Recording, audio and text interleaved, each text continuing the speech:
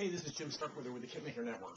I'm going to be doing a video blog on basically some of the basics of doing a review. We have reviews on the site that are mostly member-supplied reviews. We do have staff members writing their own reviews, but for the most part, our reviews come from our members. Some of our kits are supplied for review, and we work with our members who want to do reviews and supply them with the kits that we can. Otherwise, they write reviews on the kits they're doing or stuff they might have in their stash. Of course, the biggest interest in reviews is usually for the newest kits. So I'm going to give you a little bit of an example of how I would do a review. It doesn't necessarily mean that everyone does them this way, but maybe just kind of give you some basics. The kit I'm going to be doing right now is the Dragon SDKFSA 72 Black 37 with armored cab. It's a smart kit, 2-in-1, fairly complex kit, lots of pieces. When you get the kits, obviously, everything's in little shrink wrap baggies. And one of the first things I do is basically take some scissors, chop off the ends so I can access the various pieces.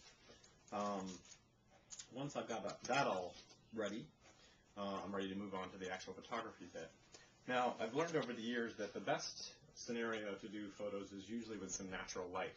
So I've put my little table up against a window here where I've got, really it's kind of a little bit of a cloudy day, so I don't have a lot of sunlight coming in, but it's enough for a digital camera with a pretty good light sensitivity, which my Canon SLR is. Your results may vary, so find a good space with good light. Might be indoor incandescent lighting, fluorescent lighting, whatever you can find. But take some test shots, see what looks good before you spend a lot of time shooting photos to only find out they don't come out so well. We're going to select a sprue to do as an example, though. I'm going to put it down on my little table here, which has got some kind of black felt-like material. It's a good backdrop for shooting stuff. You get little hairs, but you have to kind of find those and pull them off.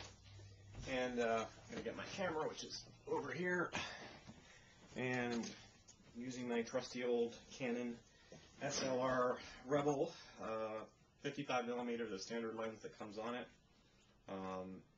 Essentially, I'm just going to kind of get an overhead shot here. And again, if I was a professional photographer, had a really cool setup, I'd maybe have an overhead mounting system or something I could use. But since I don't, I'll have to just make do with being as steady as I can. I'm going to take a few shots, so just in case I was unsteady in one of them and I get a blurry shot, I can use the one that's the best quality.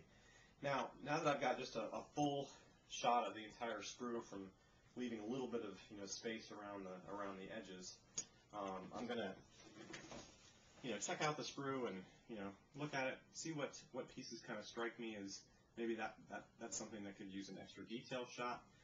And then using this table, I'm going to go ahead and use it for kind of a steady system here where I can steady myself. And again, with the camera, sometimes you have to kind of find the best spot. And again, try to be as steady as you can.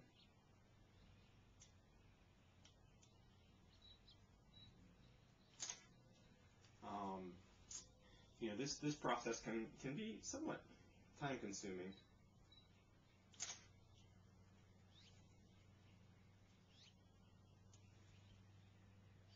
And your results, again, may vary depending on how steady you can be. If you can use a tripod for this type of stuff, that's great. It certainly will give you the highest quality, sharpest photos.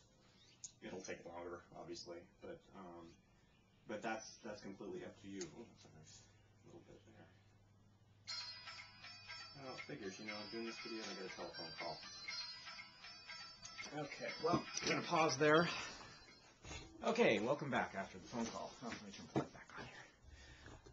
Okay. So, taking your photos, what else we've got? We've got things like PE and decals. You can photograph these, or you can use a flatbed scanner. That's a really simple, easy way to get the best quality results. The instructions also can be photographed or again scanned.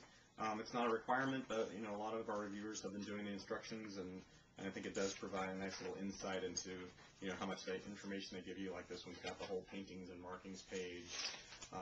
It's just a nice little extra bit to have. This set also has magic tracks, so again, if you can take them out of the box and show how they look, that's always good. So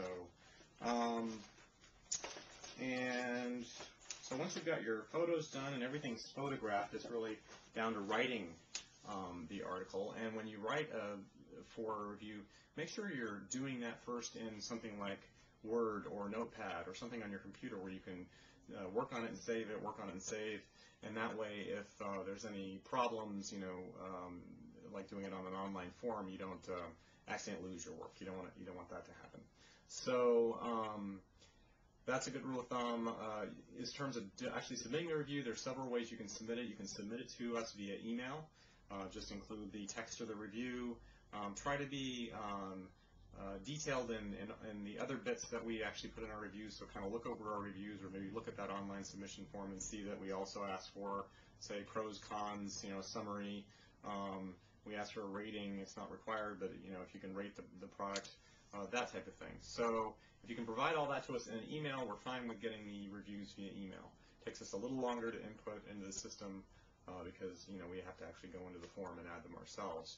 But it is something you could do that way. If you use the online form, I think you'll probably get the best results, and it'll actually be the way you put it into the form, unless an editor decides to change something, which normally we don't. But sometimes people put things in the wrong way. So the photos themselves obviously would be sent to us. When you get them off your camera, they may be extraordinarily large. So if they are, say, 5 megabytes a piece or 3 megabytes a piece, you're probably going to need to shrink them down to a smaller size. And again, remember that your digital camera has different modes of shooting photos, and since these photos that you're shooting are for the web, you don't necessarily have to shoot the highest resolution level. You're still going to get good resolution for the web on a lower setting, on a small or or a compressed version. It's still going to be perfectly fine, trust me, for something like this. Now, once you've got the review submitted and the form, obviously, you're pretty much done. So what other issues are there? As I said, submitting the photos via email, you can definitely do that. You're going to have to do it either way for both the online form or an email submitted review. What else is there? Just be honest and straightforward in your review. Try to provide some useful insights for modelers about the kit. We don't, as readers, usually I don't think we just want to read a kind of a bland overview of a kit, like it had this many pieces and it, and it had a hull and it had some, it had some tires and it had this, and that tends to be something we all knew from looking at a picture of something that those things were there. Try to be critical where you can. If you don't have any information about a kit or a particular subject matter, then obviously it's difficult to say, well, this is not done correctly, or you may have to look at your references. If you have some books on the subject, pull those books out and start looking at the pictures and maybe comparing them to bits and pieces on the kit and see if you can see where it's accurate and where it's not accurate. That's where the true critical reviews shine, is where the reviewer can actually show us, yes, it's accurate, or no, it's not, or it could be better, or this kit was better, or this kit was worse, maybe a past kit or an older kit. So again, try to provide some useful information. That's really all I wanted to cover today. Mostly, dealing with the photography process, and hopefully, I'm limited to 10-minute videos on YouTube, so I would do this longer. In fact, I did do it longer, and I had to redo it again. So that's all for now, and I hope you enjoyed it. If not, let me know, and we'll try to do better next time. Thanks for listening. Bye-bye.